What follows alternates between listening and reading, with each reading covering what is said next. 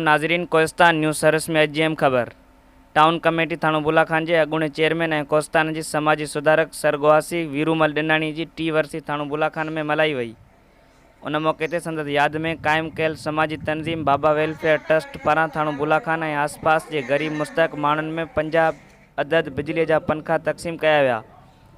उन मौके ते बाबा वेलफेयर ट्रस्ट के अगवाणनि डॉक्टर सिरूमल डिनाणी, नानक राम डिनाणी, सामनदास वेदाणी, हरेश कुमार डिनाणी, डॉक्टर चेतनमल सामनाणी, लीलाराम डिनाणी, किशन चंद सामनाणी, मोहम्मद हसीन खासकेली ऐं ॿियनि ॻाल्हाईंदे चयो त वीरूमल डिनाणी एक वॾी समाजी शख़्सियत हो जैं सॼी उम्र गरीब ऐं मिसकिन माण्हुनि जी ख़िदमत कई।